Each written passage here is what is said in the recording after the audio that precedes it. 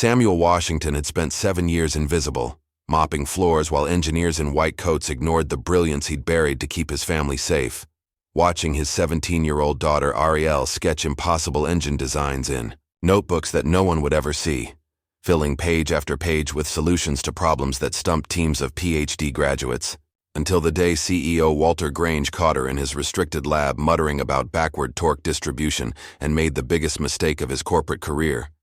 He dared the janitor's daughter to fix what his million-dollar team couldn't, thinking he'd found the perfect victim for public humiliation, never realizing he'd just handed a loaded weapon to someone who'd been waiting her whole life to pull the trigger and show the world what happened when you underestimated the wrong.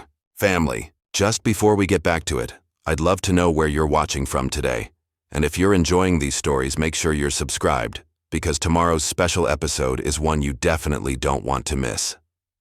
The Morning Sun cast, long shadows across the sprawling Grange Tech Automotive Research Facility, its glass walls reflecting the promise of innovation. Inside, the massive R&D floor hummed with activity, as robotic arms moved with mechanical precision, assembling engine components while sparks flew from welding stations. High-performance engine prototypes lined the walls like trophies, each representing millions in development costs. Samuel Washington moved quietly through this world of cutting-edge technology, his mop bucket wheels squeaking against the polished concrete floor. At 52, he had grown accustomed to being invisible. Engineers in pristine white coats walked past him as if he were equipment, their conversations filled with technical jargon that most assumed was beyond his understanding. He methodically worked across the oil-stained floor, erasing evidence of another day's experiments and failures. But Samuel wasn't just cleaning.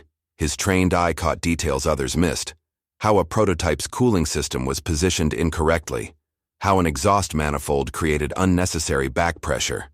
These observations lived quietly in his mind, never spoken in this place where his opinion wasn't welcome.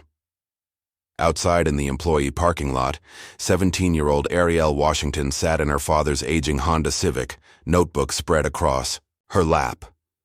Her fingers, permanently stained with graphite and grease, moved quickly across the page as she sketched detailed turbocharger schematics from memory. The drawing showed intricate components, compressor wheels, wastegate actuators, intercooler pathways, all rendered with precision of someone who had rebuilt dozens of engines using salvaged parts her father brought home. Arielle had been waiting for Samuel after school for 3 years, filling 17 notebooks with engine designs, improvement ideas, and theoretical modifications that most engineering students wouldn't attempt until senior year. She understood her father's position was her window into a world typically closed to people like them, and she absorbed every detail. When Samuel emerged from the building, he found Arielle absorbed in her latest sketch. He paused, watching his daughter work with the same intensity he remembered from his own engineering days, before those dreams had been derailed. "Let me guess," Samuel said, settling into the driver's seat. "You figured out how to make their engines run cleaner and more efficiently again?" Arielle looked up, eyes bright with excitement. "Dad, look at this. If they repositioned the intercooler here and modified the airflow pattern, they could increase efficiency by at least 12%. It's so obvious, but they're missing it." Samuel started the car, expression growing serious. "Baby girl, what have I told you about that kind of talk? These people didn't hire me to think, and they sure didn't hire me to have a daughter who thinks she knows better than their engineers." But Arielle's mind was already racing ahead to possibilities. She had grown up hearing her father's stories about the old days when he worked in actual engine development before everything changed. She knew he still had the knowledge, still saw the flaws others missed. The difference was, she hadn't learned to keep quiet about what she saw. The next day brought unusual buzz to the Grange Tech facility. Word had spread that Walter Grange, the company's powerful and intimidating CEO, would be hosting a special showcase for potential investors and military contractors. The presentation would center around their most ambitious project yet, an experimental engine prototype that had consumed nearly 2 years of development and $8 million in funding. Samuel arrived early, beginning routine maintenance in areas that would be off-limits once the presentation began. He moved efficiently through restricted sections, cleaning spaces that would soon be filled with VIPs who expected perfection. When Arielle arrived that afternoon, Samuel met her at the employee entrance with an unusual request. "I need you to wait by my locker today instead of in the car. There's some kind of big presentation happening, and I don't want you wandering around where you might get in trouble." But as Samuel led her through the facility's corridors, Arielle became distracted by an unfamiliar sound, a deep, rhythmic buzzing that seemed to pulse through the building's structure. Her engineering instincts kicked in immediately, analyzing the frequency and trying to identify its source. "Dad, what's making that noise?" she asked. But Samuel was already being called away by his supervisor to handle a spill in one of the main laboratories. "Just wait right here," Samuel said, gesturing toward the employee lockers. "I'll be back in 15 minutes. But curiosity was stronger than obedience. The buzzing continued to pulse through the building, and she found herself drawn toward its source. She moved carefully through corridors she had never explored, following the sound deeper into the facility's restricted areas. She passed several doors marked with warning signs before reaching one that stopped her cold. "Experimental engines. Authorized access only." The buzzing was loudest here. Arielle checked the hallway in both directions, saw it was empty, and tried the handle. To her surprise, it turned easily. The room beyond took her breath away. It was enormous, with a ceiling stretching up 3 stories and filled with equipment she had only seen in technical manuals. Digital displays covered every wall, showing readouts for temperature, pressure, torque, and dozens of other metrics. But at the center sat something that made her heart race. The engine prototype was unlike anything she had ever seen. It was massive, easily the size of a small car, with components arranged in configurations that defied traditional automotive engineering principles. Copper tubes snaked between titanium housings, while sensors and monitoring equipment created a web of connections suggesting this machine was designed for performance levels far beyond civilian transportation. But even as she marveled at the engine's complexity, Arielle's trained eye began picking up problems. The fuel delivery system was routing through an unnecessarily complicated pathway that would create pressure drops. The cooling system appeared to be fighting against itself, with heat exchangers positioned in ways that would actually impede thermal management. And the torque distribution model, she could see it clearly in the physical layout, was completely backward. "This is all wrong," she whispered, pulling out her notebook and beginning to sketch corrections. How did they miss something so basic? She was so absorbed that she didn't hear footsteps approaching, or notice the room filling with people until a voice behind her said, "Ladies and gentlemen, welcome to the future of automotive engineering." Arielle spun around to find herself facing a room full of people in expensive suits, their attention focused on a tall, imposing figure near the main entrance. Walter Grange was exactly what she had expected from her father's descriptions: intimidating, commanding, and clearly accustomed to being the most important person in any room. "What you see before you," Walter continued, gesturing toward the massive prototype, "represents 2 years of development by our most talented engineers. This revolutionary design will power the next generation of high-performance vehicles, delivering unprecedented efficiency and power output."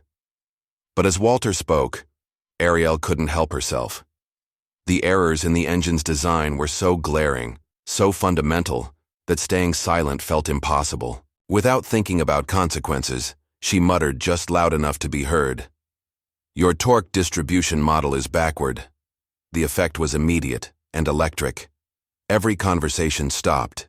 Every head turned toward the teenage girl standing near the prototype with a notebook in her hands and grease stains on her fingers.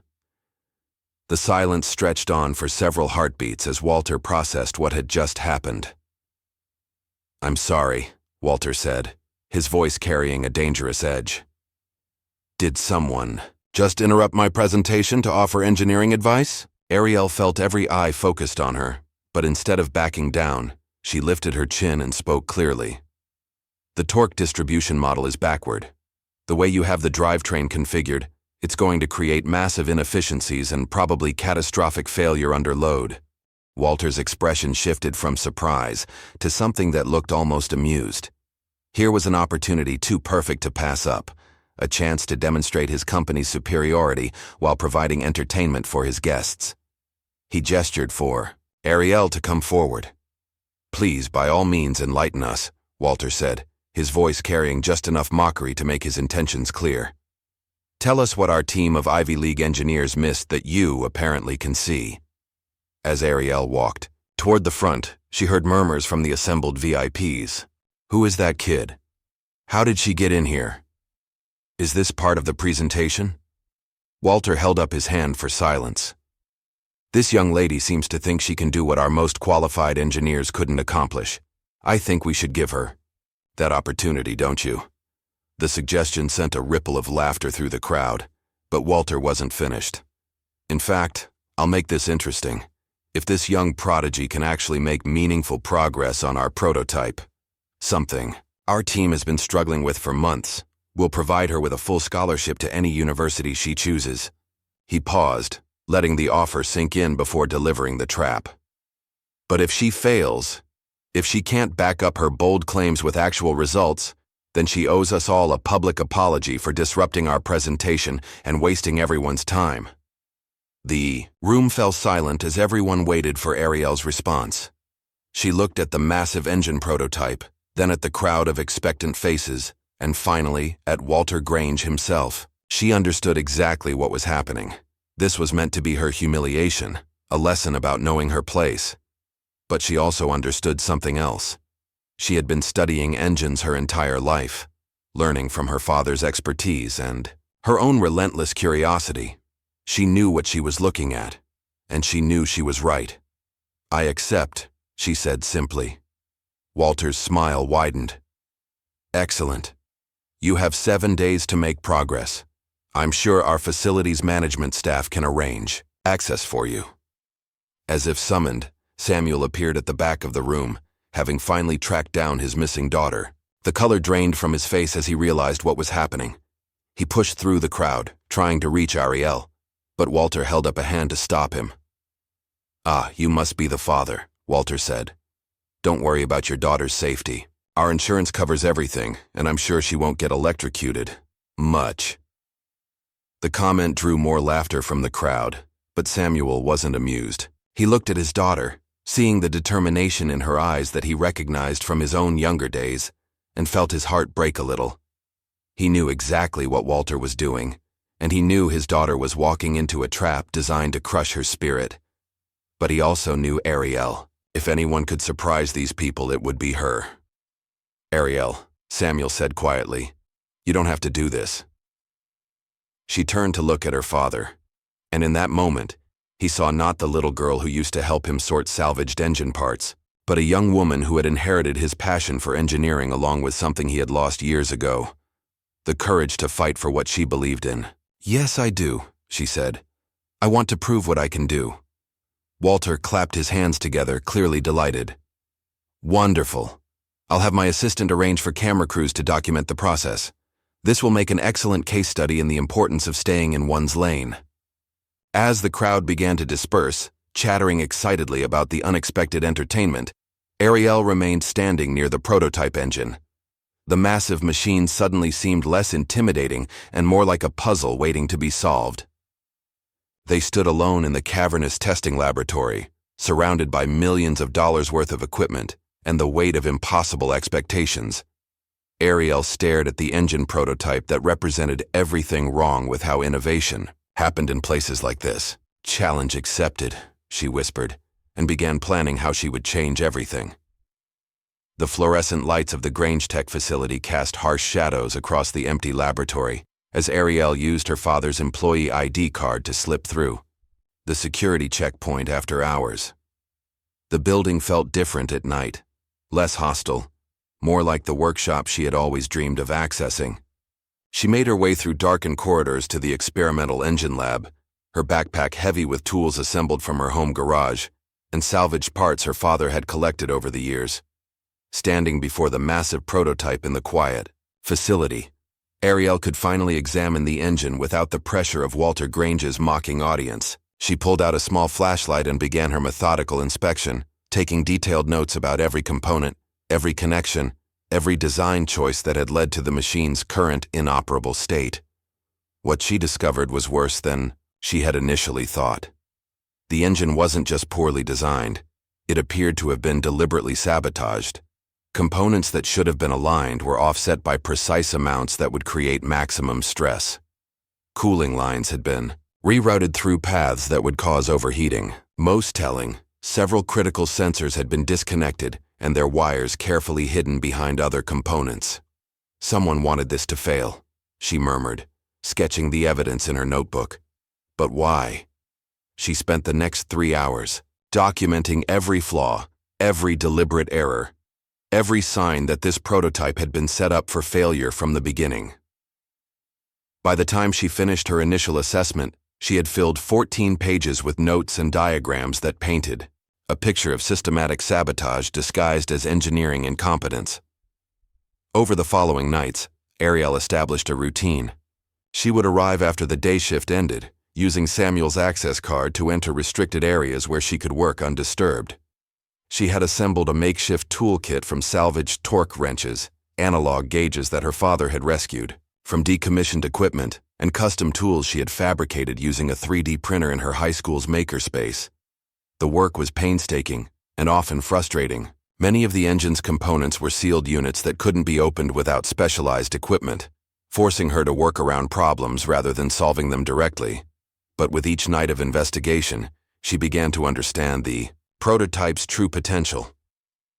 Beneath the layers of sabotage and deliberate failure, she could see the outline of something remarkable.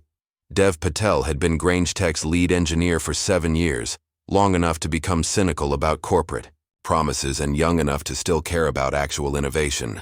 He prided himself on being the first to arrive and the last to leave, which was why he noticed the unusual activity in the secure access logs. Someone had been using employee credentials to enter the experimental lab during off hours. His initial assumption was industrial espionage. Perhaps a competitor had bought access from a disgruntled employee. But when he reviewed the security footage, he was surprised to see the same teenage girl who had disrupted Walter's presentation working alone in the lab with an intensity that reminded him of his own early days in engineering. Rather than immediately reporting the security breach, Dev found himself curious about what she was actually doing.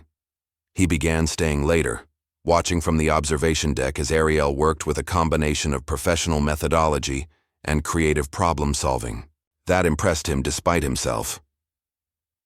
On the 4th night of her unauthorized access, Dev decided to confront her directly. He entered the lab quietly, expecting to startle her, but found instead that she was so absorbed in her work that she didn't notice his presence until he spoke.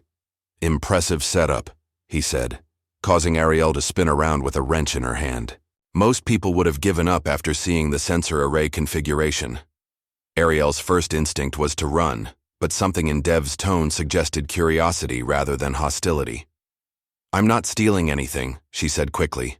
"I'm just trying to understand why it doesn't work." Dev moved closer to examine her notes, which were spread across a makeshift workstation she had created using equipment cases as tables. The sketches and calculations impressed him. They showed a level of understanding that most engineering students wouldn't achieve until their senior year. "Walk me through your thermodynamic analysis," Dev said, testing her knowledge. "Show me how you calculated the heat transfer coefficients." For the next hour, Dev grilled Arielle on technical concepts that should have been far beyond her educational background. But her answers revealed not just theoretical knowledge, but practical understanding gained through hands-on experience. She could explain complex engineering principles using analogies drawn from rebuilding salvaged engines in her backyard. Finally, Dev reached into his laptop bag and pulled out a small electronic module. "Try this instead," he said, handing her a stripped-down microcontroller unit. "Your analog approach is solid, but you'll need digital feedback to handle the pressure variations." As he walked toward the lab exit, he paused and looked back at Arielle. "The night security guard changes shifts at midnight. You'll have a 15-minute window when the cameras reset if you need to move any larger equipment." The advice was delivered so casually that it took Arielle a moment to realize Dev had just become her accomplice rather than her obstacle. That weekend, Samuel joined his daughter in the Grange Tech lab for the first time since she had begun her unauthorized project. He had been reluctant to become directly involved, knowing his job could be threatened if they were caught. But Arielle's growing excitement about her progress had worn down his resistance. As they worked together in the quiet facility, adjusting component alignments and testing new configurations, Samuel found himself remembering why he had fallen in love with engineering in the first place. The satisfaction of solving complex problems, the thrill of seeing a theoretical solution work in practice, the simple joy of building something that hadn't existed before. "Dad," Arielle said as they took a break from rewiring a sensor array, "why didn't you ever tell me you used to work on combustion design?" Samuel was quiet for a long moment, staring at the prototype engine that represented so many of his own deferred dreams.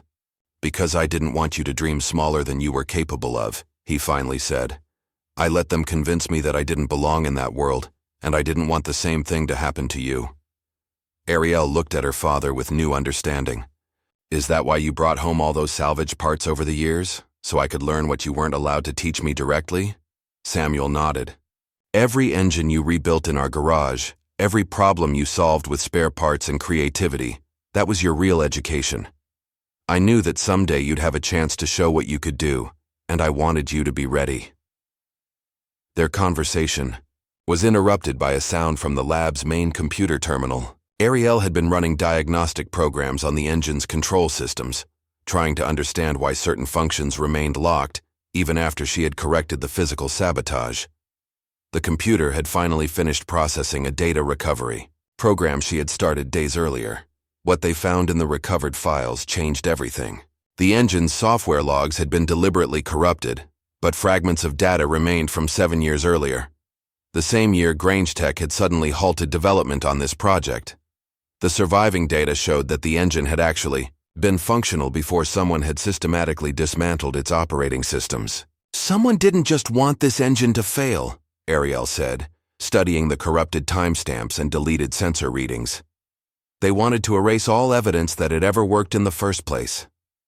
As they dug deeper into the recovered data, they found references to something called Iron Phoenix, apparently a government project that had been terminated abruptly. The engine prototype appeared to have been connected to this project, but the specific nature of the connection had been carefully scrubbed from all accessible records. Meanwhile, across town, Lexi Grange sat in her downtown apartment, struggling with her own complicated relationship to her father's company.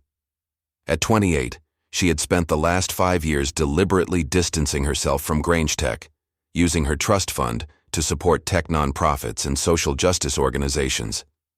But the incident with the teenage girl had stuck with her. There had been something in the girl's eyes, a combination of intelligence, determination, and fearlessness that reminded Lexi of her own younger self before years of watching her father's ruthless business practices had worn down her idealism. She decided to visit the Grange Tech facility incognito, using her knowledge of the building's layout to observe the engineering teams without announcing her presence. What she found confirmed her worst suspicions about her father's leadership style. Engineers worked in an atmosphere of fear and competition, more focused on protecting their positions than pursuing actual innovation. But she also noticed something else. Several engineers were talking about unusual activity in the experimental lab, and there were rumors that someone had actually made progress on the infamous prototype that had become a symbol of the company's most expensive failure. Using her security access and knowledge of the facility's blind spots, Lexi positioned herself in the observation deck above the experimental lab on a Thursday evening when she expected the mysterious teenager to be working. What she saw surprised her. The girl, Arielle, she had learned from facility gossip, worked with a level of focus and competence that put most of Grange Tech's professional engineers to shame. She moved around the massive prototype with confidence, making adjustments that showed deep understanding of the system's interconnected components. As Lexi watched, Arielle completed a modification to the fuel compression system, using what appeared to be a bicycle brake cable and a valve she had machined herself. The improvised solution was elegant in its simplicity, addressing a complex engineering problem with materials that probably cost less than $20 total. When Arielle powered up the engine for testing, Lexi held her breath. The massive machine rumbled to life, running smoothly for nearly 4 seconds before an automatic safety system shut it down. But those 4 seconds represented more progress than Grange Tech's official team had achieved in 2 years of development. The next morning, security footage of the engine's brief operation had somehow found its way to Walter Grange's desk. Rather then being pleased by the progress. Walter's reaction was anger mixed with something that looked almost like panic. He immediately called his public relations team and began crafting a narrative that would minimize Arielle's contributions, while claiming credit for her innovations. But Lexi had seen enough. That evening, she waited in the parking lot outside the Grange Tech facility until she saw Arielle and Samuel leaving together. She approached them carefully, not wanting to seem threatening, and introduced herself simply as someone who had been watching Arielle's work with great interest. "I need to ask you something," Lexi said after explaining who she was. "Do you know what you're really fixing?" The question hung in the air between them, loaded with implications that none of them were quite ready to explore. But Arielle understood that her 7-day challenge had evolved into something much larger and more dangerous than a simple bet with an arrogant CEO. Lexi's question about what Arielle was really fixing hung heavy in the air as the three of them stood in the Grange Tech parking lot under pale sodium lights. The weight of unspoken secrets suddenly made the evening feel charged with danger rather than possibility. "There's a diner about 10 minutes from here," Lexi said quietly, glancing around the empty parking lot. "We should talk somewhere that doesn't have security cameras." 20 minutes later, they sat in a corner booth at Murphy's all-night diner, nursing coffee that had been sitting too long while Lexi carefully considered how much truth she was prepared to reveal. Samuel kept checking his watch, clearly uncomfortable, while Arielle leaned forward with the intense focus she brought to every engineering problem. "The engine project you're working on," Lexi began slowly, "it wasn't shut down because it failed. It was shut down because it succeeded too well." She pulled out her phone and showed them a photograph she had taken years earlier during one of her rare visits to her father's office. The image showed a wall covered with technical drawings, project timelines, and what appeared to be government contracts. 7 years ago, Grange Tech was developing that prototype under a military contract called Iron Phoenix. The engine wasn't designed for cars. It was designed for unmanned aerial vehicles, drones that could carry heavy payloads over long distances without refueling. Samuel's coffee cup rattled against the table as he set it down too hard. "Drones," he repeated, his voice barely above a whisper. "That explains the power-to-weight ratio specifications and the quantum amplifier components." Arielle turned to her father with surprise. "You recognize the quantum amplifier? Dad, how do you know about military-grade hardware?" Samuel was quiet for a long moment, staring into his coffee as if it might contain answers to questions he had been avoiding for years. Finally, he looked up at his daughter with eyes that held old pain and regret. "Because I worked on the prototype for Iron Phoenix at my last job," he said, "before I became a janitor, before everything went wrong." The revelation hit Arielle like a physical blow. Her father, who had been cleaning floors at Grange Tech for years while she dreamed of proving herself to engineers who dismissed both of them, had actually been one of the engineers who designed the very system she was now trying to repair. "The test explosion that killed your friend Elijah," Lexi said gently. "It wasn't an accident, was it?" Samuel shook his head. "Elijah started asking questions about why we were building civilian automotive engines with military-grade quantum amplifiers. He wanted to know who was really funding the project and what the engines would actually be used for. 3 days later, he was dead in a testing accident that was blamed on equipment failure." He pulled out his wallet and extracted a worn photograph showing 2 men in coveralls standing next to an engine prototype that looked remarkably similar to the one Arielle had been working on. "Elijah Brooks was the best engineer I ever knew, and the most honest. When he died, I knew I had 2 choices. Keep quiet and stay alive, or ask questions and end up like him."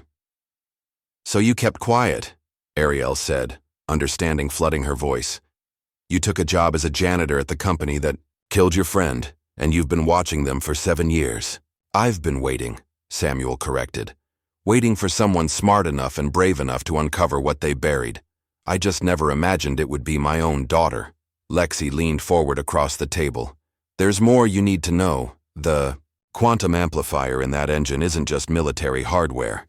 It's classified technology that's supposed to be used only in government facilities under strict oversight. Having it in a civilian research lab is a federal crime." She scrolled through her phone and showed them a series of documents she had photographed in her father's home office. These are shipping manifests showing quantum amplifiers being delivered to Grange Tech with falsified documentation. Someone in the government is providing restricted technology to private companies for illegal development projects. Arielle studied the documents, her mind racing through the implications.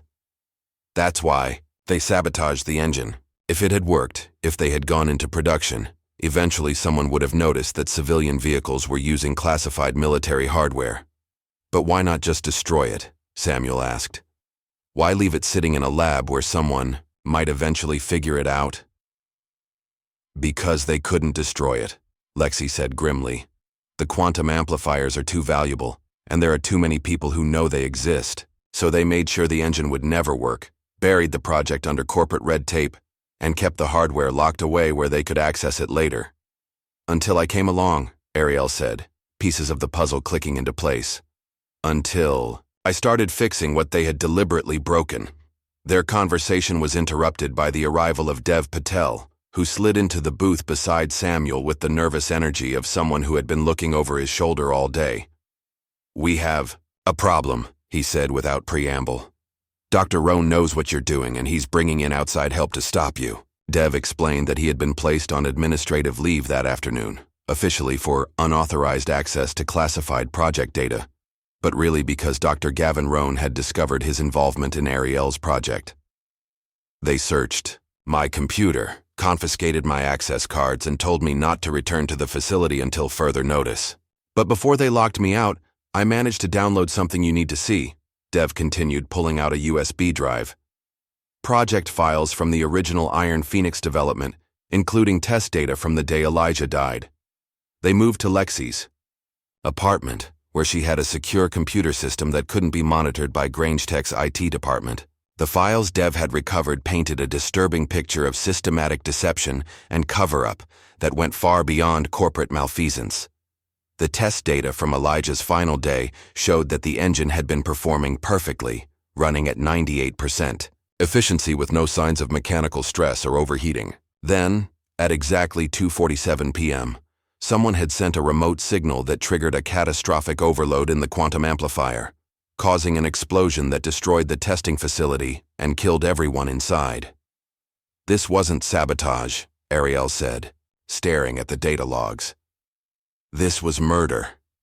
And now you're working on the same technology that killed him, Samuel said, his voice heavy with fear for his daughter's safety. But Arielle was already thinking ahead to the implications. If they killed Elijah to keep Iron Phoenix secret, and if they're willing to bring in outside help to stop me, then whatever I'm really fixing is bigger than just an engine prototype. Lexi nodded grimly. My father has been taking meetings with people I don't recognize, men in expensive suits who don't show up on any Grange Tech employee lists. And yesterday, he received a call that made him cancel all his appointments and lock himself in his office for 6 hours. We need to contact Detective Mendez, Samuel said. If she's investigating Elijah's death, she needs to see this evidence. But when they tried to reach Detective Irene Mendez, they discovered she had been reassigned to a different case without explanation. Her replacement, Detective Morris, claimed to have no knowledge of any investigation into Grange Tech or the circumstances surrounding Elijah Brooks's death. They're shutting down the investigation, Dev said. Someone with serious influence is making sure that no one asks questions about Iron Phoenix. As they sat in Lexi's apartment, surrounded by evidence of conspiracy and murder, Arielle felt the weight of what she had stumbled into. She had begun this challenge thinking she was proving her engineering skills to a dismissive CEO. Now she realized she was uncovering a criminal conspiracy that reached into the highest levels of government and industry. So what do we do now? She asked. Lexi looked at her with a mixture of admiration and concern. We finish what you started. We get that engine working, and we make sure the whole world sees exactly what Grange Tech has been hiding. But even as they made their plans, none of them noticed the black sedan that had been following them since they left the diner, or the fact that their every move was being reported to people who had already proven they were willing to kill to protect their secrets. The following Monday morning brought an unexpected invitation that changed the tone of everything. Walter Grange's assistant called Arielle at school, requesting her presence in the CEO's office for a progress meeting regarding her work on the engine prototype. The formal language and corporate politeness felt ominous after everything they had discovered over the weekend. Arielle arrived at Grange Tech that afternoon to find Walter's office exactly as intimidating as she had expected. Floor-to-ceiling windows overlooked the entire research facility, while awards, patents, and photographs of Walter with various government officials lined the walls. The message was clear. This was the domain of a man accustomed to controlling every aspect of his environment. "Please, sit down," Walter said, gesturing to a chair positioned strategically lower than his own desk. "I understand you've been making remarkable progress on our little challenge." He activated a wall-mounted display showing security footage of Arielle working in the lab over the past week. The images clearly showed her methodical approach to diagnosing and repairing the engine's problems, along with timestamps proving how many hours she had spent on the project. "Impressive dedication," Walter continued. "The kind of focus and determination we value here at Grange Tech, which is why I want to make you an offer." Walter opened a leather portfolio and slid several documents across the desk toward Arielle. Full scholarship to MIT, with guaranteed admission to their mechanical engineering program, paid internships every summer until graduation, and upon completion of your degree, a position in our advanced research division with a starting salary that most engineers don't see until they've been in the field for 10 years. The offer was everything Arielle had ever dreamed of: financial security, access to cutting-edge technology, and recognition of her abilities from one of the most powerful companies in the industry. But after everything she had learned about Iron Phoenix and Elijah's death, the generous terms felt more like a trap than an opportunity. "There is one small condition," Walter added, sliding a final document across the desk. "You would need to sign a comprehensive non-disclosure agreement regarding your work on the prototype. Standard corporate practice, really. Protects our intellectual property and ensures that proprietary information doesn't find its way to competitors." Arielle read through the NDA carefully, noting language that would prevent her from discussing not just the engine's technical specifications, but any information she might have discovered about the project's history or the circumstances surrounding its development. Signing this document would effectively silence her about everything they had uncovered regarding Iron Phoenix. "I need some time to think about this," Arielle said, setting the papers aside. Walter's smile remained friendly, but his eyes hardened slightly. "Of course. Take all the time you need. But I should mention that this offer has an expiration date. We'll need your decision by the end of the week." That evening, Arielle met with Samuel at their kitchen table to discuss Walter's proposal. The potential benefits were undeniable. The scholarship alone would transform their family's financial situation and open doors that might otherwise remain closed forever. But Samuel understood the true cost of accepting Walter's deal. "Some offers aren't opportunities," Samuel said, looking at his daughter with the wisdom of someone who had learned hard lessons about corporate power. "They're bribes with better grammar." "But Dad," Arielle said, "this could change everything for us. No more worrying about college tuition. No more watching you clean floors for people who treat you like you're invisible. This could be our way out." Samuel reached across the table and took his daughter's hands in his own. "Baby girl, I didn't spend 7 years watching these people to see you become one of them. We don't need their money if it comes with the price of our silence." The next day brought news that confirmed their worst fears about Grange Tech's willingness to silence opposition. Dev Patel was officially terminated for corporate espionage, with his final paycheck accompanied by legal documents threatening prosecution if he attempted to contact any current employees or discuss his work on proprietary projects. "They're not just firing me," Dev told them during a clandestine meeting at the diner. "They're trying to destroy my career. Word is already spreading through the industry that I'm a security risk. No engineering firm is going to hire someone who's been accused of stealing trade secrets." But Dev's termination had an unintended consequence. It freed him to take more direct action against Grange Tech without worrying about corporate retaliation. "Since I'm already blacklisted," he said with a grim smile, "I might as well make it count for something." Meanwhile, Arielle found herself under increasing surveillance at the facility. Security guards who had previously ignored her now tracked her movements throughout the building, Her temporary access badge was restricted to only the experimental lab and the route between there and the main entrance. Most unsettling, she discovered that her notebook had been photographed while she worked, with someone clearly documenting her technical notes and calculations. "They're watching everything you do," Lexi warned during one of their evening meetings.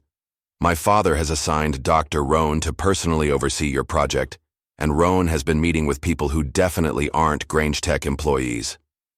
Lexi had been conducting her own investigation into her father's recent activities, using her access to the family home to monitor his calls and review documents he left in his home office.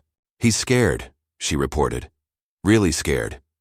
He spent 3 hours on the phone yesterday with someone he kept calling General Morrison, and the conversation involved a lot of discussion about containing the situation." The mention of General Morrison sent a chill through the group. Military involvement in their situation suggested that the stakes were much higher than they had realized.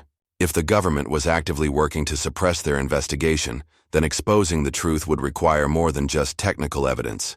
It would require a public platform that couldn't be easily silenced. "The upcoming Grange Tech Expo," Lexi said suddenly. "It's scheduled for next week, and it will have media coverage, government officials, and industry representatives. If we can get the engine working and present our evidence there, it will be impossible for them to suppress the story." But they also knew that Walter and Dr. Rohn wouldn't wait passively for them to expose Iron Phoenix. The increased surveillance, Dev's termination, and Walter's attempted bribery were all signs that Grange Tech was preparing for more aggressive action. "We need to be ready for anything," Samuel warned. "These people killed Elijah to protect their secrets, and they won't hesitate to hurt us if they think we're a threat." The pressure was mounting from all sides, but it also clarified their mission. They needed to complete Arielle's work on the engine and document everything they had discovered before Grange Tech could shut them down permanently. The expo represented their best opportunity to reveal the truth to a public audience, but it also meant they would have less than a week to prepare. "We need to move the engine," Arielle said, her mind already working through the logistics. "If they're watching the lab this closely, we can't complete the repairs there. We need somewhere they can't monitor us." Lexi nodded. "I know a place. My nonprofit has access to a tech incubator downtown, old warehouse space with industrial equipment and no corporate oversight. We can set up a temporary lab there, but moving the engine components without being detected would require careful planning and precise timing. They would need to salvage parts during normal working hours when the lab was busy with other activities, then transport everything to their new location without triggering the enhanced security measures that had been put in place. It's risky," Dev acknowledged. "If they catch us removing components, they can charge us with theft of corporate property. And if General Morrison is really involved, they might not wait for legal proceedings to stop us." Despite the dangers, Arielle felt more determined than ever to complete what she had started. The engine represented more than just a technical challenge now. It was proof that innovation could come from unexpected places, that corporate power couldn't suppress truth indefinitely, and that people like her father and Elijah deserved justice for the ways they had been silenced and dismissed. "They thought this was a dare," Arielle said as they reviewed their plans late one night in Lexi's apartment. "They wanted to humiliate me and put me in my place. But I'm about to show them what happens when you underestimate someone who has nothing left to lose." The pieces were in motion for a confrontation that would determine not just Arielle's future, but the fate of everyone who had been silenced by Grange Tech's conspiracy. The expo was still a week away, but the real battle had already begun. In his office high above the Grange Tech facility, Walter Grange stared out at the city lights and made a decision that would escalate their conflict beyond anything Arielle and her allies had imagined. He picked up his secure phone and dialed a number he had hoped never to use. "General Morrison," he said when the call connected. "We have a problem that requires immediate attention." The conversation that followed would bring federal agents, military contractors, and national security considerations into what had begun as a simple corporate challenge. But it would also prove that sometimes the most dangerous threats to powerful institutions come from the people they dismiss as powerless, and that underestimating a determined teenager with nothing to lose can be the greatest strategic mistake of all. General Morrison's involvement changed everything. Within hours of Walter's phone call, Unmarked vehicles began appearing in the Grange Tech parking lot, and men in dark suits started conducting security assessments throughout the facility. The message was clear. The stakes had escalated far, beyond corporate embarrassment into matters of national security, but Arielle and her allies were already moving. Using Lexi's connections in the tech nonprofit community, they had secured access to an abandoned welding bay in a converted warehouse across town. The space had once been part of a small manufacturing company that had gone out of business, leaving behind industrial equipment that was perfect for their needs. "It's not fancy," Lexi said, leading them through the dusty space filled with old welding stations and machine tools. "But it's completely off the grid. No corporate surveillance, no government monitoring, just us and whatever we can build." Working through the night, they carefully transported salvaged components from various sources. Obsolete Grange Tech prototypes that Dev had identified as suitable for their purposes, parts that Samuel had accumulated over years of facility maintenance, and specialized components that Lexi purchased through her nonprofit's technical procurement channels. The process was like performing surgery on a patient while building the operating room around them. They had to strip down the failed engine, design and rebuild it from scratch, incorporating everything they had learned about the sabotage while working around the limitations of their improvised laboratory. "The key is the quantum dampener," Arielle explained as she worked on reassembling the engine's core components. "Without it, the quantum amplifier becomes unstable and eventually explodes. That's what killed Elijah. Someone remotely disabled the dampener during his test." Samuel worked alongside his daughter with a focus and intensity she had never seen from him before. Years of suppressed engineering knowledge and creativity poured out as he helped design solutions to problems they encountered. "We can use this old transformer to regulate the power flow," he suggested, pointing to a piece of equipment they had salvaged from the warehouse's original machinery. "It's not elegant, but it'll work." Meanwhile, Detective Irene Mendez had not been as easily silenced as Grange Tech had hoped. Her reassignment to a different case had been accompanied by warnings about interfering with matters of national security, but she had continued her investigation through unofficial channels. An anonymous email containing encrypted files had reached her personal account, providing evidence that connected Grange Tech's activities to federal crimes. "I've been a cop for 23 years, Mendez told her partner, Detective Lisa Chen, as they reviewed the leaked documents in Mendez's home office. "I've seen corporate corruption, government cover-ups, and plenty of people who thought they were above the law. But this is different. This is about weapons technology being developed, outside government oversight, and people being murdered to keep it secret." The evidence was damning. Shipping records showing illegal transfer of classified technology, financial documents proving government officials were being paid through shell companies, and most importantly, technical data from Elijah Brooks's final test that clearly showed his death was no accident.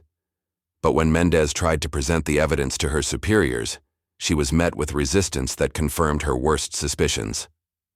"The case is closed," her captain told her firmly. "The Brooks death was ruled accidental, and any suggestion otherwise is based on unsubstantiated conspiracy theories." "Captain, I have technical data showing remote detonation of the testing equipment. This wasn't an accident. It was homicide."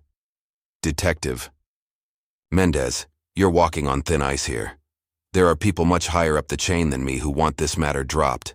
If you value your career and your pension, you'll find something else to occupy your time." But Mendez had not become a detective to protect corporate interests or government secrets.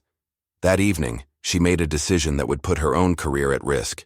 She began building a case independently, gathering evidence through sources that couldn't be easily traced or shut down. Back at the warehouse, Arielle's team was making remarkable progress. The rebuilt engine was taking shape, incorporating lessons learned from the failed prototype while avoiding the deliberate sabotage that had been built into the original design.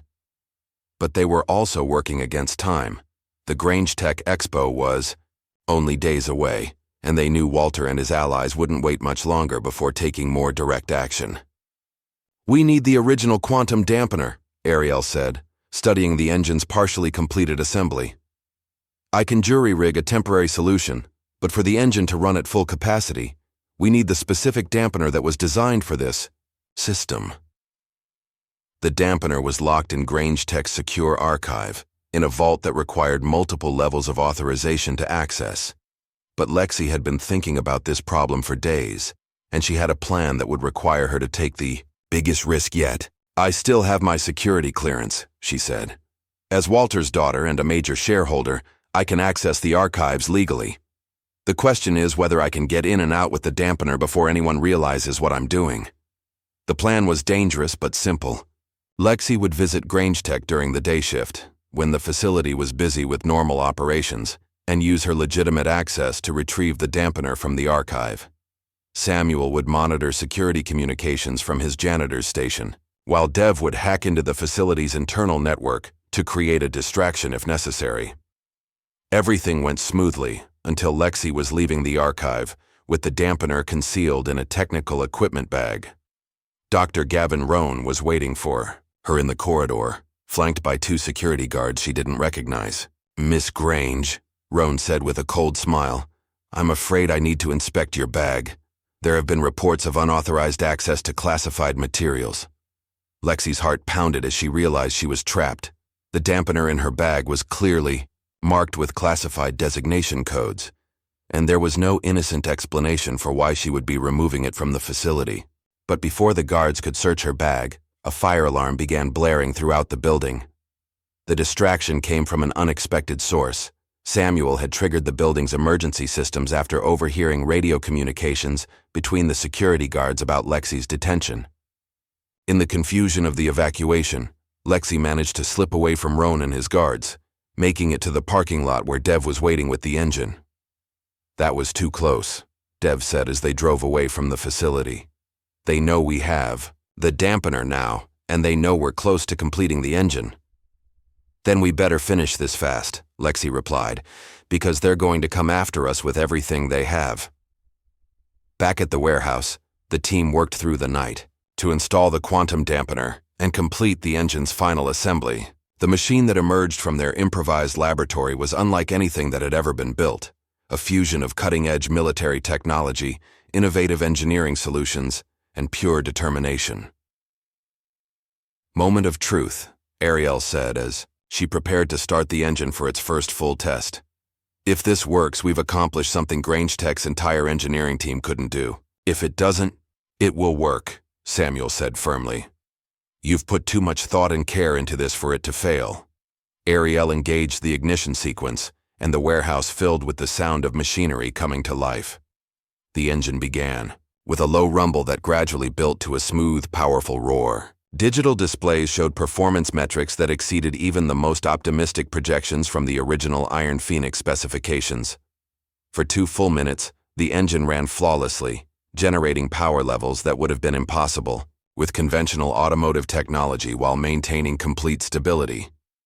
When Arielle finally shut it down, the silence that followed felt like the end of one chapter and the beginning of another. "We did it," she said quietly. "We actually did it." But their celebration was interrupted by the sound of vehicles approaching the warehouse. Through the windows they could see black SUVs surrounding the building, and men in tactical gear taking positions around the exits. "They found us," Dev said, moving to a window to assess their situation. "Looks like at least a dozen agents, maybe more." Samuel moved protectively toward his daughter. "This is about more than the engine now. They can't let us leave here knowing what we know." But Arielle was already thinking ahead to their next move. "The expo is tomorrow. If we can get the engine there, if we can show the world what we've discovered, they can't suppress the truth anymore." Lexi was studying the building layout, looking for alternative exits. "There's a loading dock on the south side that connects to the old railway tunnel. If we can get the engine loaded onto a truck, we might be able to get out without being caught." Working together, they managed to transfer the completed engine to a flatbed truck that had been left in the warehouse by its previous occupants. The machine was heavy and awkward, but their desperation gave them strength they didn't know they possessed. As they prepared to leave through the tunnel, Samuel turned to his daughter with an expression that mixed pride with deep concern. "Whatever happens next, I want you to know that watching you refuse to give up on this has been the proudest moment of my life." "We're not giving up," Arielle replied. "We're just getting started." The Grange Tech Expo transformed the city's convention center into a showcase of automotive innovation and corporate power. Massive displays featured concept vehicles, cutting-edge manufacturing equipment, and interactive demonstrations of the latest developments in transportation technology. Government officials, military contractors, and international investors moved through the exhibits, discussing deals worth millions of dollars. Walter Grange stood at the center of it all, commanding attention as he prepared to deliver the keynote presentation that would cement his company's reputation as a leader in advanced automotive engineering. The presentation was scheduled to feature the unveiling of a revolutionary engine breakthrough that would demonstrate Grange Tech's technological superiority.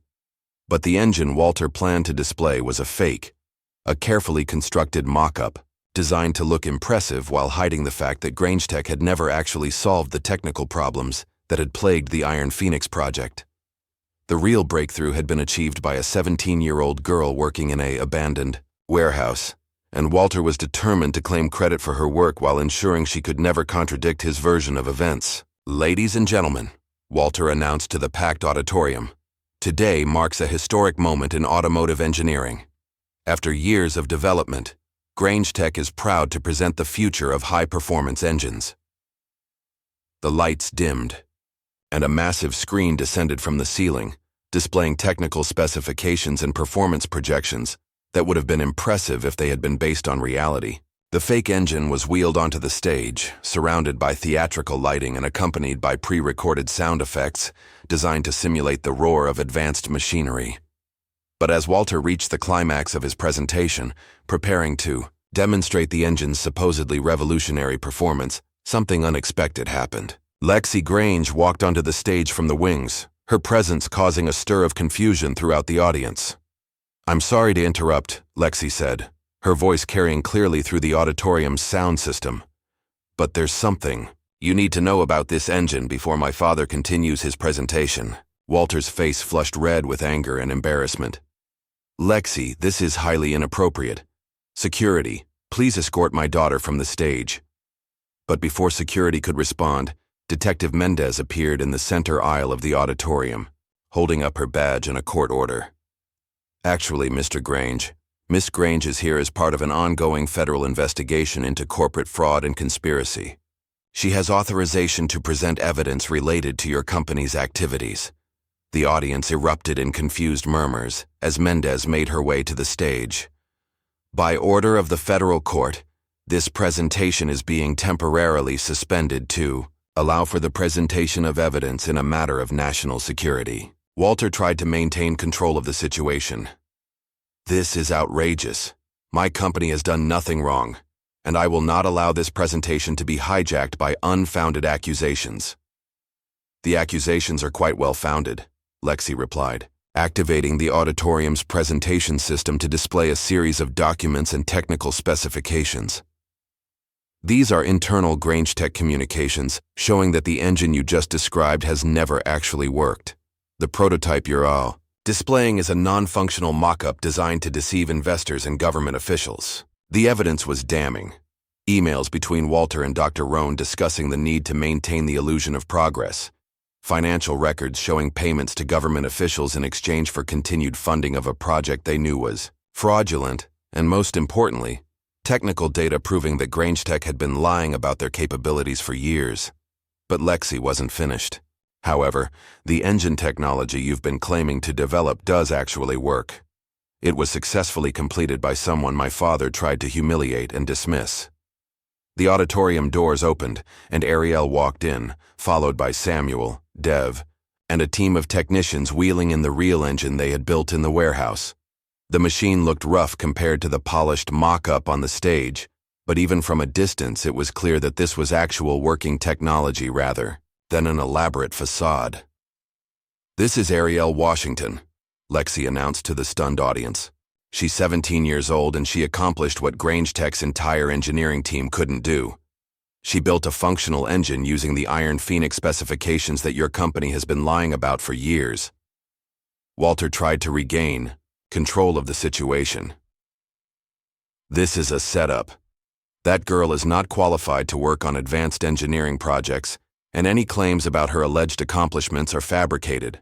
Then let's test that claim, Arielle said, stepping up to the microphone. Your engine doesn't work because it's fake.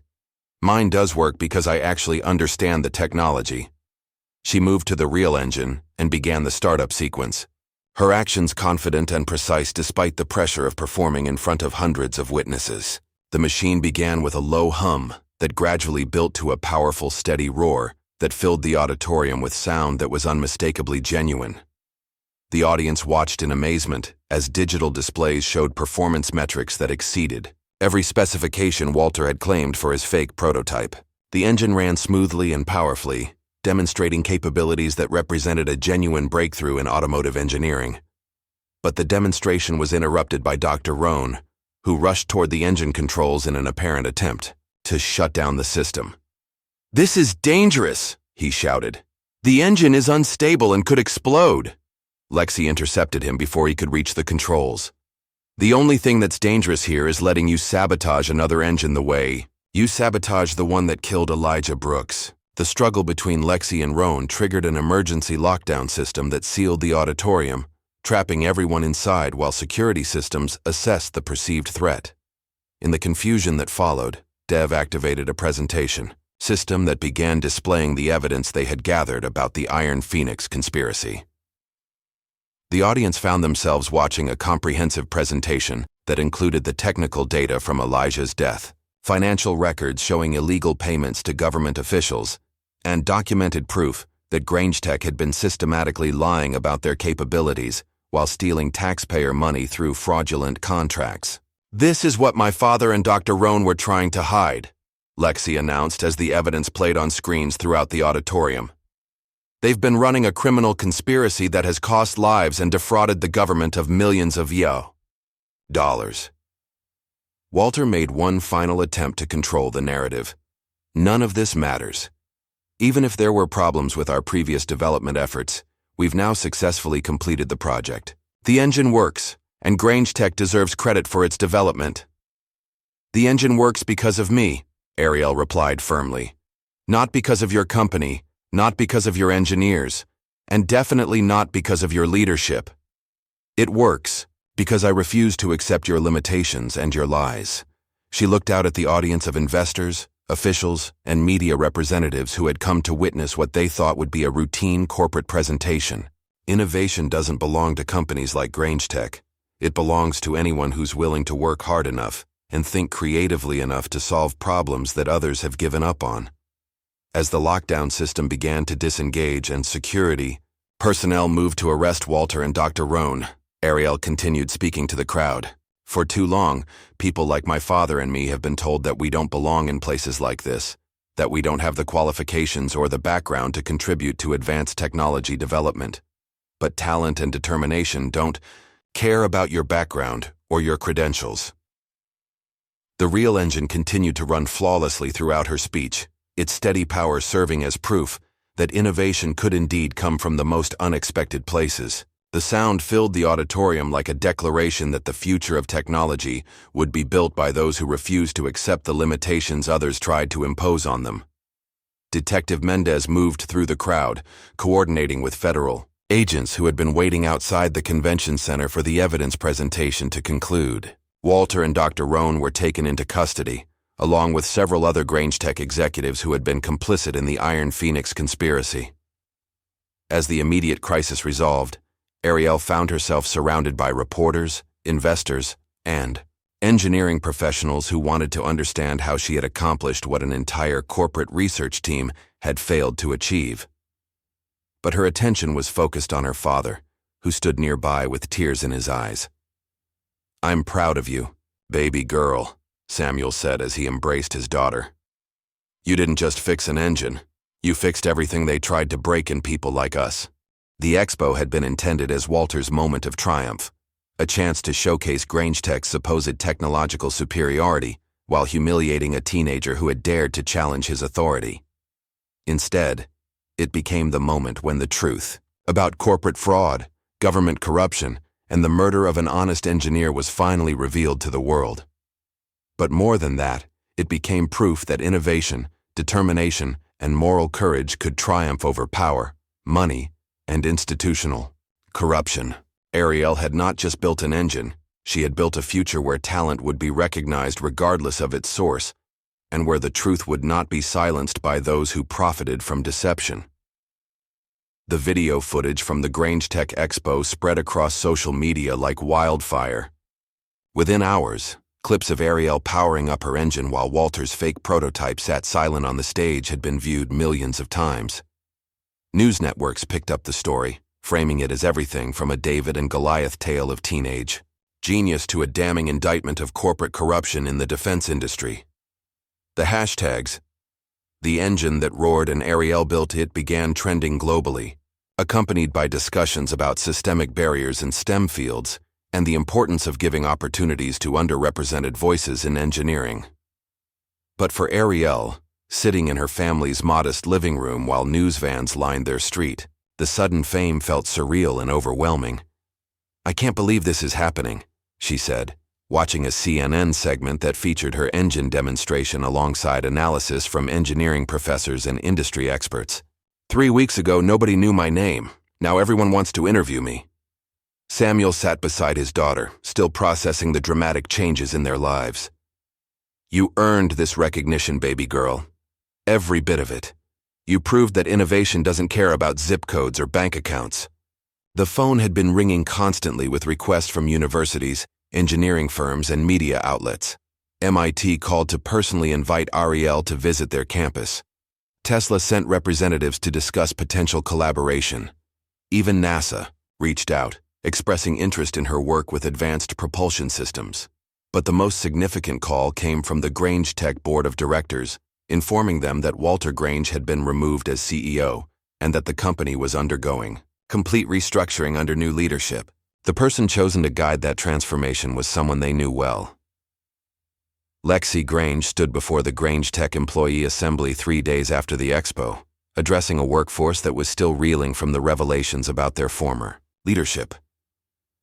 Many employees had been completely unaware of the Iron Phoenix conspiracy, believing they were working on legitimate automotive research rather than fraudulent military contracts. "I know many of you are questioning everything you thought you knew about this company," Lexi began, her voice carrying the authority of someone who had risked everything to expose the truth. "You have every right to feel betrayed and confused. The leadership you trusted was lying to you just as much as they were lying to our customers in the government." She outlined her vision for a transformed Grange Tech, a company that would focus on sustainable transportation innovation, ethical business practices, and creating opportunities for engineers from diverse backgrounds.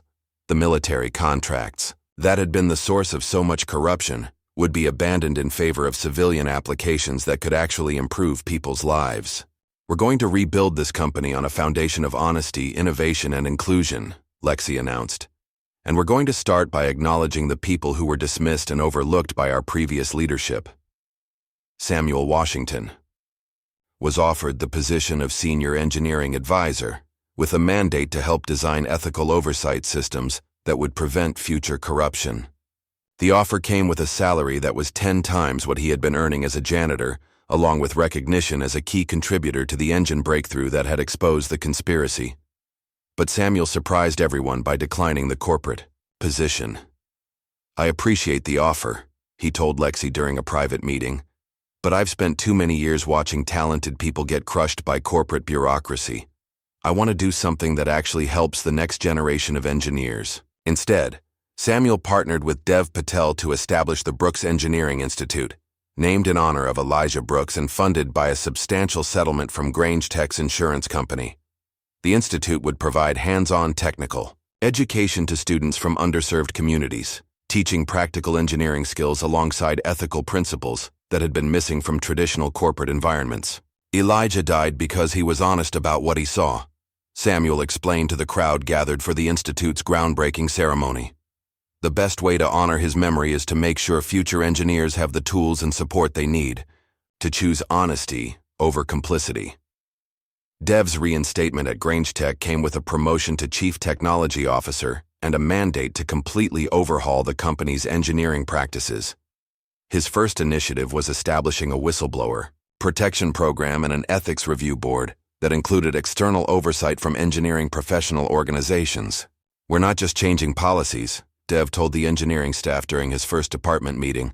We're changing culture. From now on, speaking truth about technical problems is not just encouraged, it's required. Detective Mendez found herself at the center of a federal task force investigating corporate technology crimes, with the Grange Tech case serving as a model for how to prosecute companies that defraud government contracts while endangering public safety. Her persistence in pursuing the truth despite institutional pressure had earned her recognition as a leader in the fight against corporate corruption. The Grange Tech investigation showed us that traditional law enforcement approaches aren't sufficient for these kinds of crimes, Mendez explained to a congressional hearing on corporate accountability. We need specialized units with technical expertise and the authority to investigate across corporate and government boundaries. The legal consequences for Walter Grange and his co-conspirators were severe and swift. Federal prosecutors charged them with conspiracy, fraud, manslaughter in Elijah's death, and violations of national security laws related to the illegal use of classified technology. The evidence that Arielle and her team had gathered made prosecution straightforward, leading to guilty pleas and substantial prison sentences.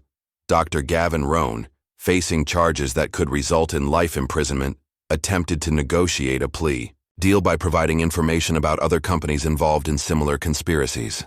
His testimony revealed that the Iron Phoenix project was just one part of a larger network of illegal technology transfers between defense contractors and private corporations.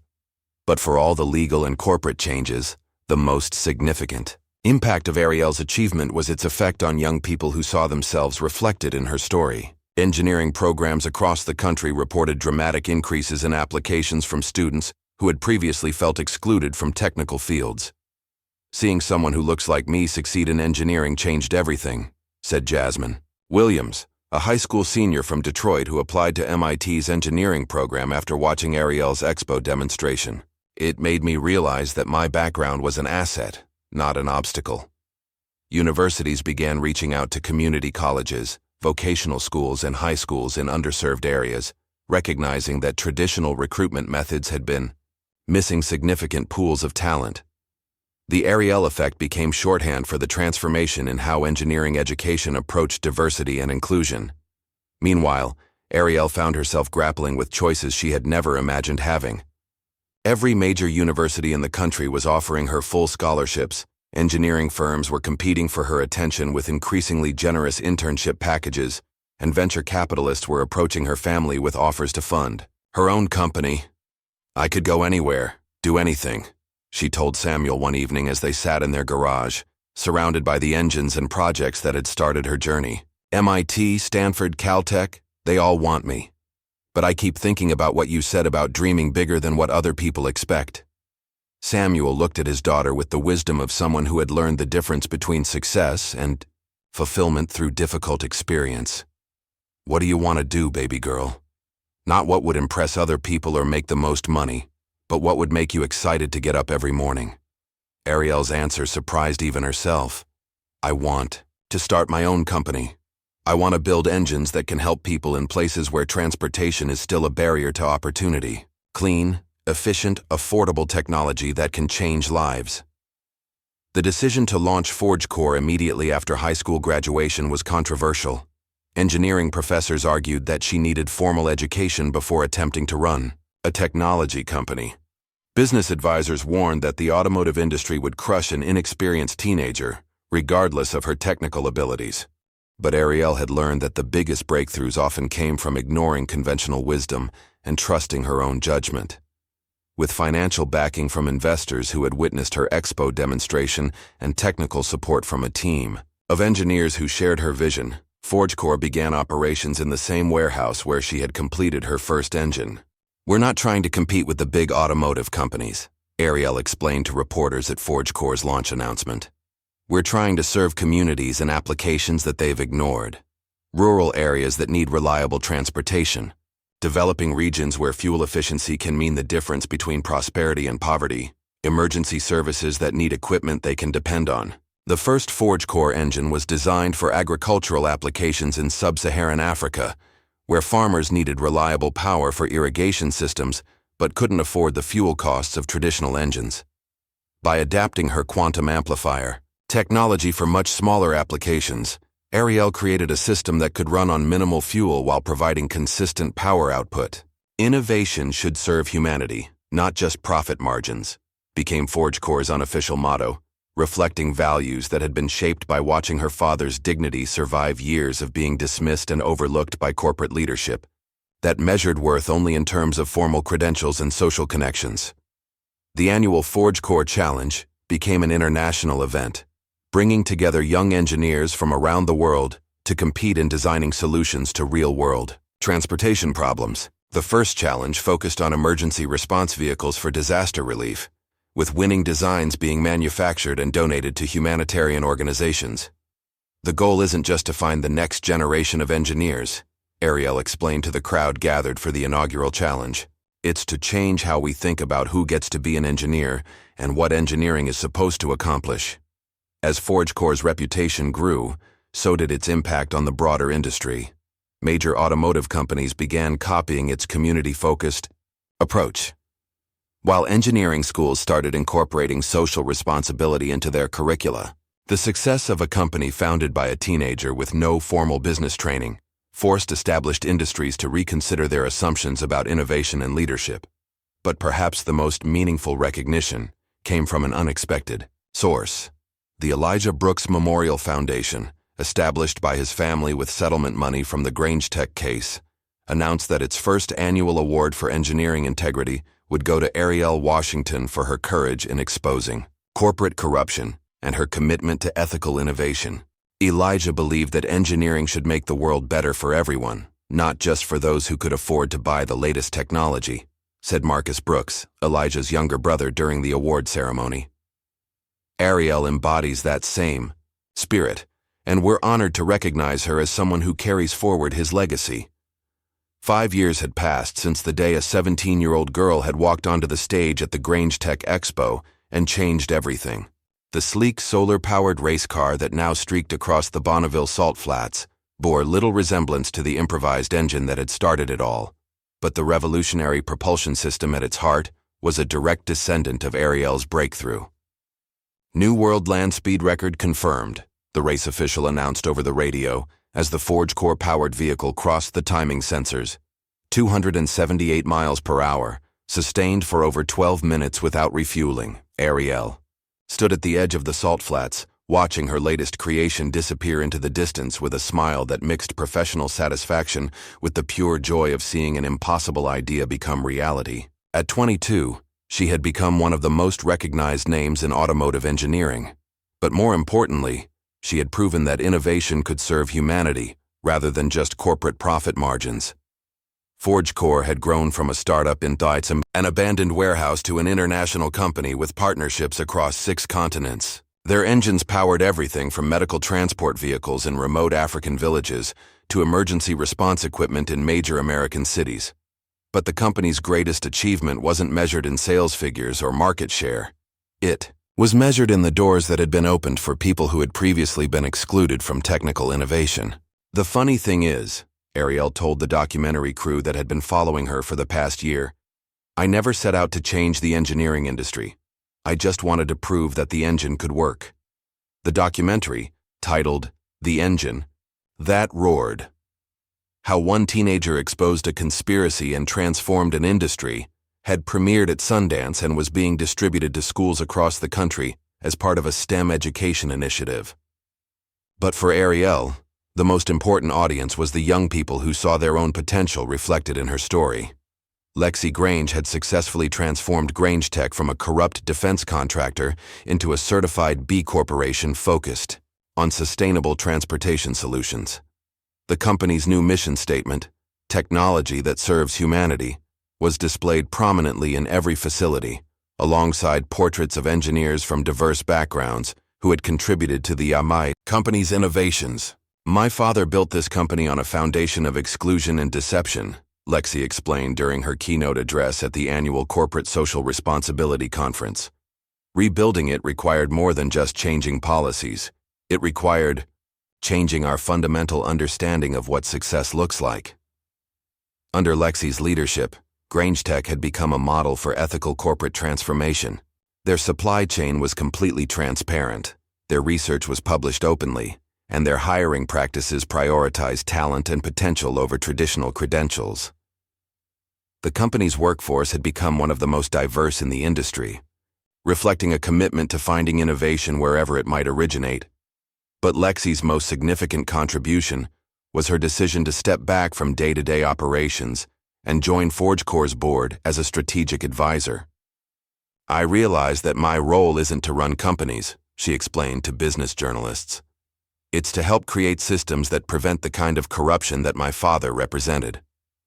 Samuel Washington and Dev Patel had built the Brooks Engineering Institute into one of the most respected technical education programs in the country. Their graduates were sought after by engineering firms around the world, not just for their technical skills, but for their commitment to ethical practice and innovative problem-solving.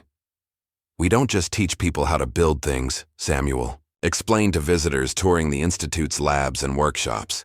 "We teach them to think about why they're building things and who those things are supposed to serve." The Institute's approach to education was radically different from traditional engineering programs.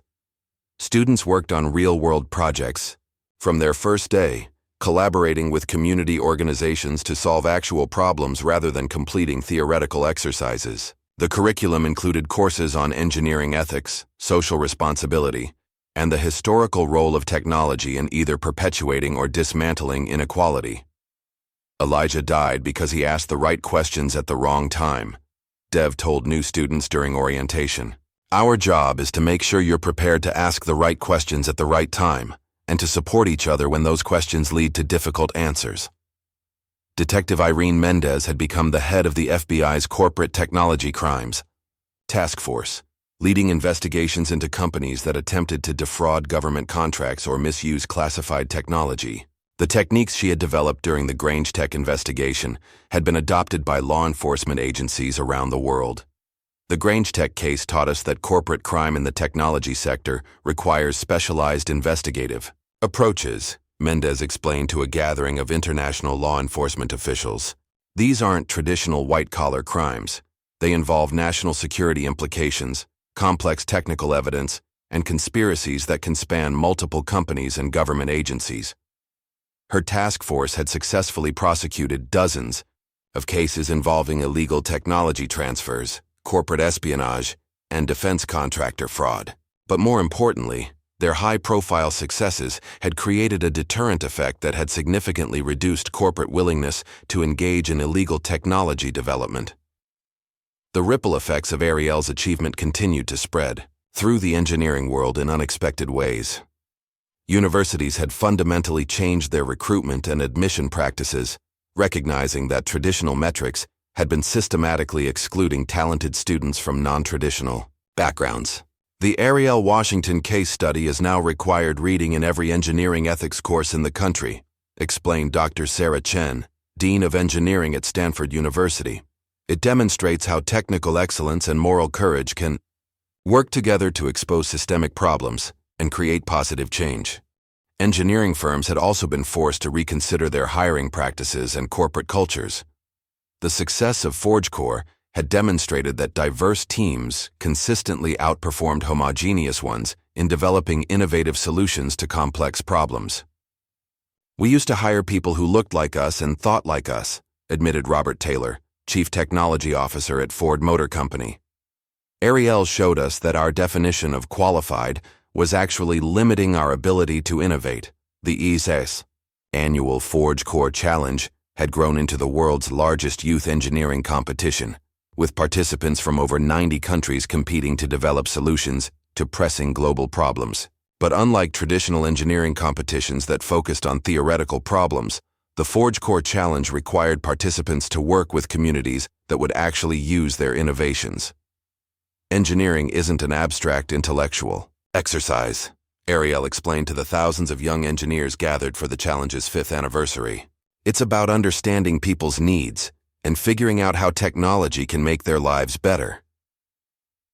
This year's challenge focused on climate adaptation technologies for coastal communities facing rising sea levels.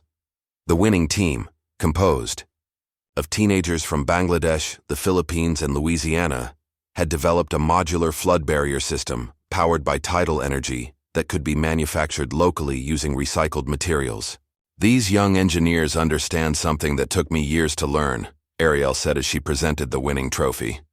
The best solutions come from understanding problems from the inside, not from trying to impose outside ideas on communities that have their own knowledge and expertise.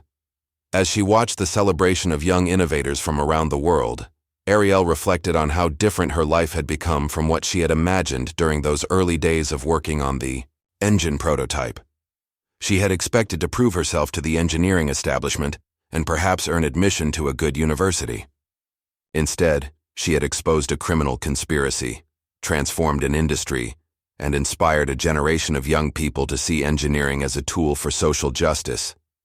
But the moment that meant the most to her came later that evening, during a quiet conversation with a 14-year-old girl named Maya Okafor, whose team had developed an innovative water purification system for rural communities. "I want to do what you did," Maya said earnestly. "I want to build things that help people and show everyone that kids like us can be engineers too." Arielle looked at the young girl, seeing in her eyes the same determination and curiosity that had driven her to challenge Walter Grange's assumptions years earlier. "You already are an engineer," she told Maya. "You just proved it with your project. The question now is what you want to build next." As the evening wound down and participants began making plans to return to their home countries, Arielle found herself thinking about the future with the same excitement she had felt when first examining that supposedly impossible engine. ForgeCore was developing new applications for quantum amplifier technology that could revolutionize aerospace propulsion. The Brooks Institute was expanding internationally, bringing ethical engineering education to communities around the world. And most importantly, a new generation of engineers was entering the field with a fundamentally different understanding of what their profession could accomplish. Walter Grange, meanwhile, sat in a federal prison, serving a 25-year sentence for conspiracy, fraud, and manslaughter. His appeals had been exhausted, his assets had been seized to pay restitution to his victims, and his name had become synonymous with corporate corruption in engineering circles. He spent his days in the prison library, reading news articles about ForgeCore's latest achievements and the continued success of the people he had tried to dismiss and destroy. The irony was not lost on him that the janitor's daughter he had attempted to humiliate had built a more successful and respected company than he had ever managed. Dr. Gavin Rohn had died in prison 2 years earlier, his health broken by the stress of prosecution and the knowledge that his career in engineering had been built on deception and complicity in murder. His final letter, published posthumously, had been an apology to Elijah Brooks's family and a warning to other engineers about the moral compromises that could lead to criminal participation.